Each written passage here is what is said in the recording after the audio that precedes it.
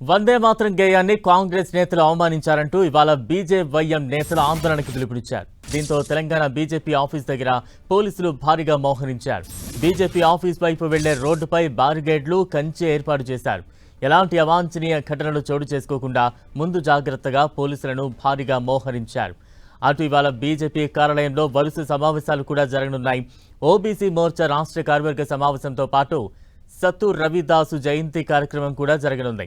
అలాగే మధ్యాహ్నం ఎమ్మెల్యేలు, ఎంపీల, ఎమ్మెల్సీల సమావేశం కూడా జరగనుంది. ఆ తర్వాత ఎమ్మెల్సీలు, ఎంపీలు, ఎమ్మెల్సీలు కూడా బీజేవైఎం నిరసన కార్యక్రమంలో పాల్గొనే ఛాన్స్ ఉండడంతో ముందు జాగ్రత్త చర్యగా బీజేపీ ఆఫీస్ కార్యాలయం దగ్గర భారీగా పోలీసులను మోహరించారు.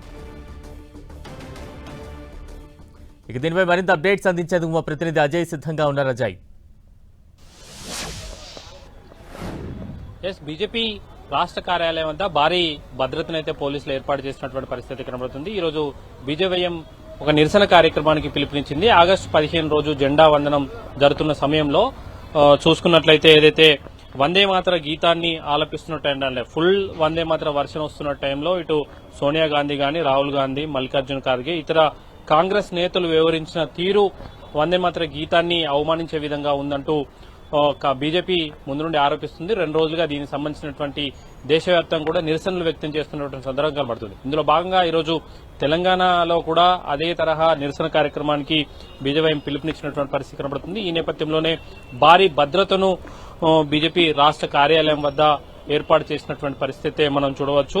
అయితే ఈ రోజు ఇటు బీజేవైఎం నిరసన కార్యక్రమంతో పాటు రాష్ట్ర కార్యాలయంలో కూడా అనేకమైనటువంటి సమావేశాలున్నాయి. వరుసగా జాయినింగ్స్, అదేవిధంగా ఓబీసీ మోర్చాకు సంబంధించినటువంటి రాష్ట్ర కార్యవర్గ సమావేశాలు, ఆ తర్వాత ఎస్సీ మోర్చాకు సంబంధించినటువంటి సంతు రవిదాసు జయంతి కార్యక్రమాలు, ఆ తర్వాత బీజేపీ వ్యూహరచనకు సంబంధించి భవిష్యత్ కార్యాచరణ సంబంధించినటువంటి ఎమ్మెల్యేలు, ఎమ్మెల్సీలకు సంబంధించినటువంటి సమావేశం కూడా ఈ రోజు రాష్ట్ర కార్యాలయంలో ఉన్నాయి. అయితే ఇటు బీజేవైఎంకి సంబంధించినటువంటి నిరసన కార్యక్రమంలో ఈ కార్యక్రమాలకు వచ్చినటువంటి అందరూ కూడా పాల్గొనే అవకాశం ఉంది అనే అనుమానంతో బీజేపీ రాష్ట్ర కార్యాలయం వద్ద అయితే పెద్ద ఎత్తున ఈ భద్రతనైతే ఏర్పాటు చేసినటువంటి పరిస్థితి కనబడుతుంది. రాష్ట్ర కార్యాలయానికి వచ్చే 2 వైపులా కూడా పూర్తి స్థాయిలో బార్కెట్లను ఏర్చి లోనికి వచ్చేవారిని ఎందుకు వస్తున్నారు, ఏ కార్యక్రమానికి వస్తున్నారు అనే దాన్ని అడిగిన తర్వాత లోటుకి పంపిస్తున్నటువంటి పరిస్థితి కనబడుతుంది. గతంలో చాలా సందర్భాల్లో ఇదే తరహాలో బార్కెట్లు వేసిన సందర్భంలో ఇక్కడ నుండి పైనికి దుంకి గాంధీ భవన్ వైపు వెళ్లిన సందర్భాలున్నాయి. అయితే అటువంటి సంఘటనలు పునరావృతం కాకుండా ఎప్పుడు లేని విధంగా ఈ ఇనుప కంచెలను కూడా వేసినటువంటి పరిస్థితి కనబడుతుంది. గతంలో ఎప్పుడు కూడా రాష్ట్ర కార్యాలయం వద్ద హై సెక్యూరిటీ ఏర్పాటు చేశారు, బార్కెట్లు వేసిర్రు, ఎవరు ముందుకెళ్లకుండా అడ్డుకునే ప్రయత్నం చేశారు, వెహికల్స్ పెట్టిర్రు, వచ్చిన వాళ్ళని వచ్చినట్టు అరెస్ట్ చేసి తీసుకెళ్లారు. అంతేగాని ఈ తరహా ముళ్ల కంచెలను ఎప్పుడు ఏర్పాటు చేసిన సందర్భాలు అయితే గతంలో లేవు. ఇప్పుడు అందుకు భిన్నంగా ముళ్ల కంచెలను కూడా రాష్ట్ర కార్యాలయం వద్ద ఏర్పాటు చేసినటువంటి పరిస్థితి కనబడుతుంది.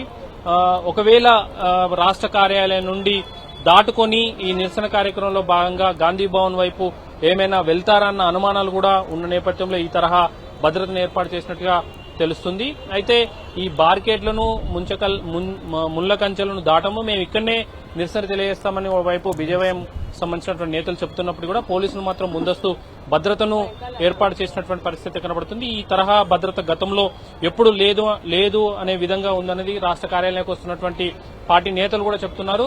ప్రజాస్వామ్యంలో నిరసన తెలియాల్సిన హక్కు ఉందని ఒకవైపు కాంగ్రెస్ నేతలు మాట్లాడుతూనే, రాజ్యాంగం పట్టుకుని తిరుగుతూనే ఈ తరహా నిర్బంధాన్ని అమలు చేయడం సరైంది కాదు అంటూ కూడా పార్టీ నేతలైతే చెప్తున్నటువంటి పరిస్థితి కనబడుతుంది. 12 గంటలకు ఈ నిరసన కార్యక్రమం ఉంటుందంటూ కూడా పార్టీ నేతలు, బీజేపీ సంబంధించిన నేతలైతే చెప్తున్నారు. మరి ఇక్కడనే వాళ్ళు ముందుగా అన్నట్టుగా ఇక్కడనే ఆగి నిరసన తెలియజేస్తారా, మరి దీన్ని దాటుకొని గాంధీభవన్ వైపైనా వెళ్తారా, వెళ్లిన క్రమంలో పోలీసులు వాళ్ళని అడ్డుకుంటే ఎలాంటి పరిస్థితులు ఏర్పడతాయన్నది కూడా చూడాల్సిన అవసరం అయితే ఉంది.